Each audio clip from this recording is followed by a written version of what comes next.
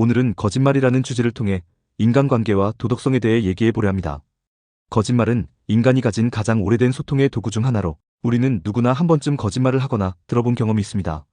하지만 거짓말이 항상 나쁜 것은 아니며 때로는 선의를 담은 거짓말이 긍정적인 결과를 가져오기도 합니다.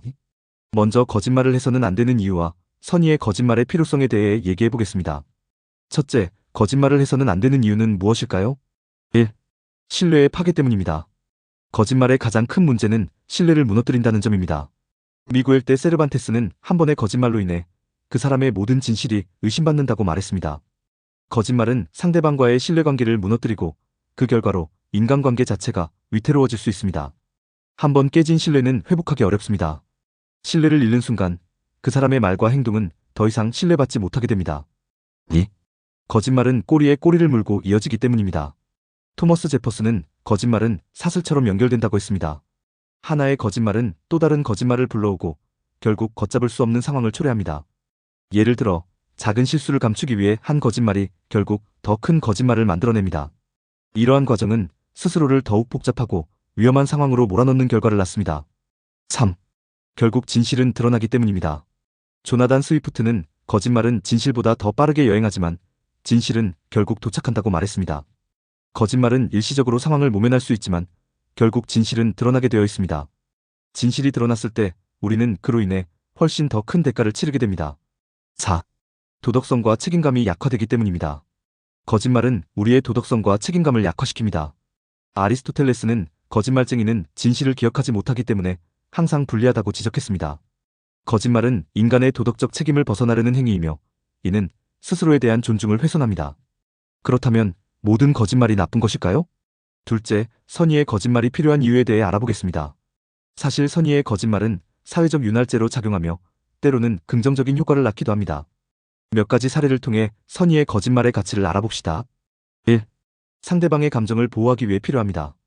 거짓말을 하는 이유는 상황에 따라 그것이 더 편리하기 때문인데 선의의 거짓말은 편리함 그 이상의 가치를 가질 때가 많습니다. 예를 들어 친구가 자신의 외모에 대해 불안해할 때 정말 괜찮아 보여라고 말하는 것은 상대방의 자존감을 지켜주는 역할을 합니다.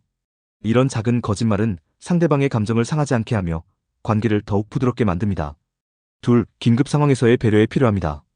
예를 들어 중병에 걸린 환자에게 상태를 즉각적으로 알려주는 것이 더 큰 충격과 불안을 초래할 수 있는 상황에서는 긍정적인 메시지를 전달하는 것이 필요합니다.